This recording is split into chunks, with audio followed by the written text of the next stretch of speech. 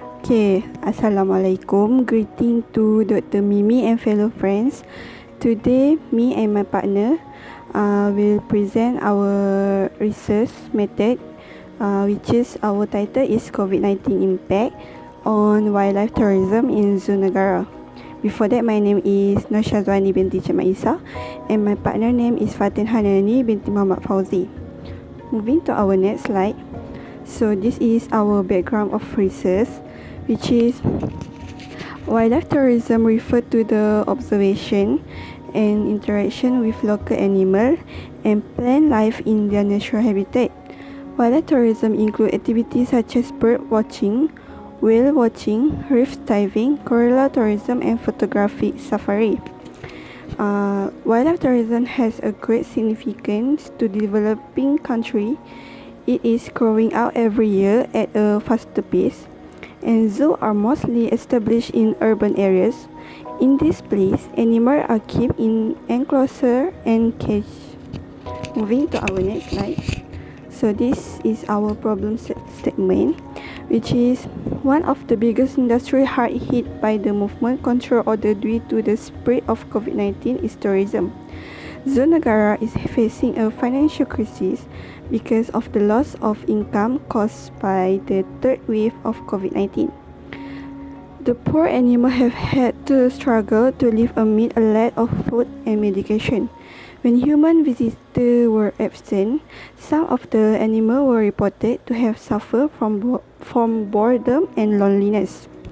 And for the next slide is our research objectives, which is to explore the perception of local community awareness about COVID-19 impact on wildlife tourism in Zoo Negara, to identify the perception of local community about the action taken by the authority in order to save the wildlife tourism that affected by the COVID-19 in Zoo Negara.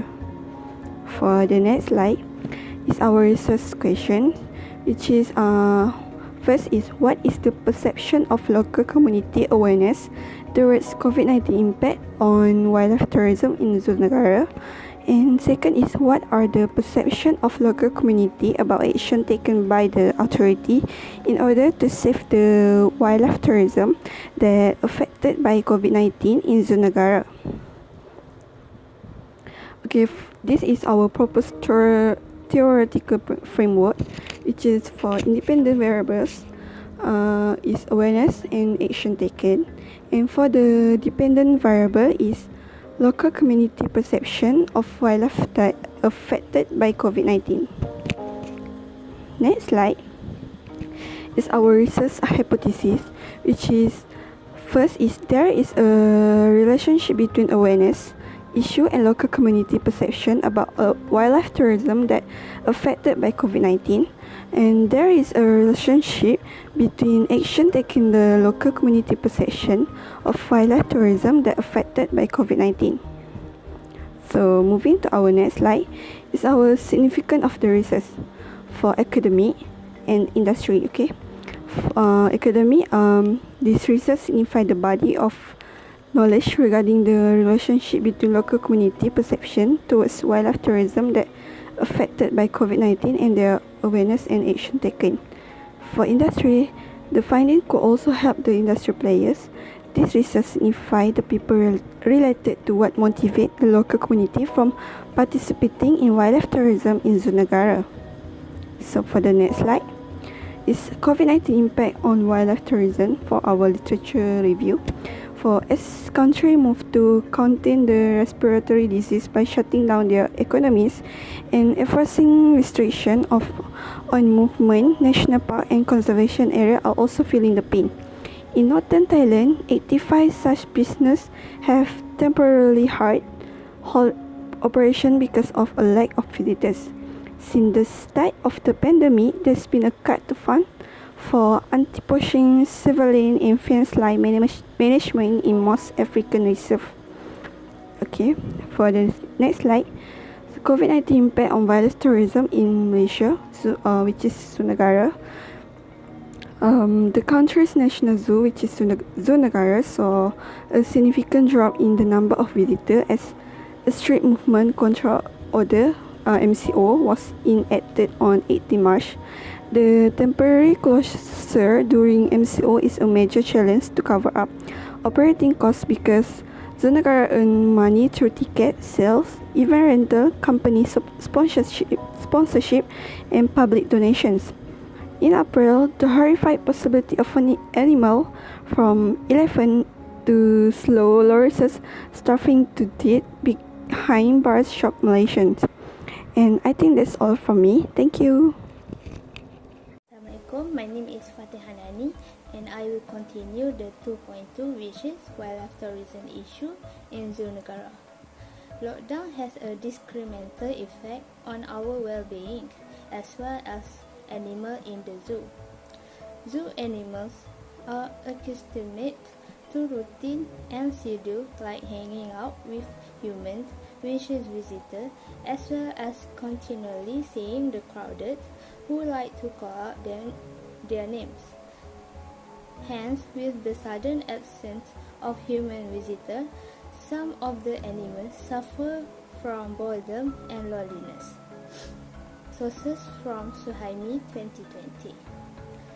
Next is Zoo Negara is facing a financial crisis because of the loss of income caused by the third wave of COVID-19.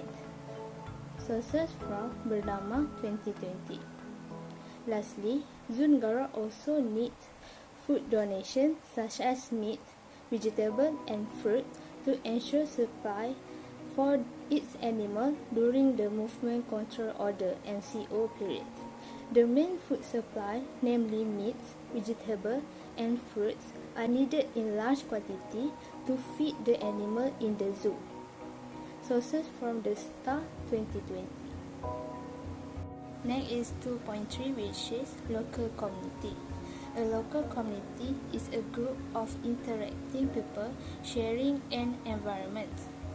Local community can help Zoo Negara by adopt an animal. Under the Zoo Adopt an Animal online incentive, the amount goes to help out with food, upkeep and veterinary care. For as little as Rm25 local community can now be an animal savior by adopting one of Zoo Negara animal. Sources from Bernama 2020. Lastly is a local community also can donate food to the Zoo Negara.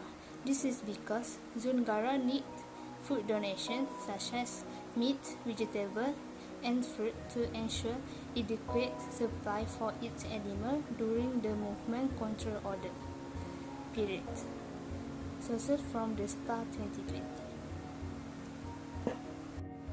For research methodology, we have research design, data collection, population and sample, questionnaire design, and lastly is plan for data analysis. Firstly is research design. Research design is the framework of research method and technique chosen by a researcher. Firstly, for this research, we use the basic research. This research is going to be expanded research based on past research. Next, we use quantitative research. This research will be using respondents that have visited the Zoo Negara during COVID-19 pandemic to acquire the information needed for the research. Lastly, causal research design will be used for this research. For 1, data collection. The data that will be used for the research are primary and secondary data. Secondary data to be used in the research are journals, books, and newspaper articles.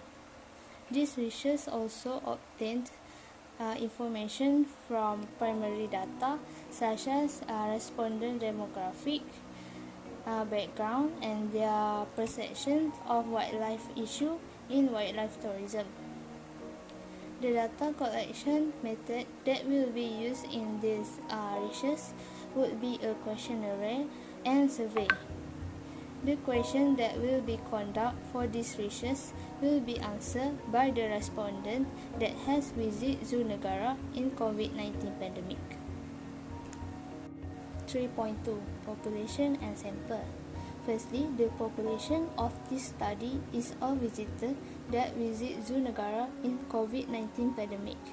Next is the sample frame that this research will be referring is to the visitor that visit the Zoo Negara. Lastly, the number of sample size drawn based on Craigie and Morgan 1917, which highlighted that for 3,000 population, the sample size is 341. 3.3 Questionnaire design.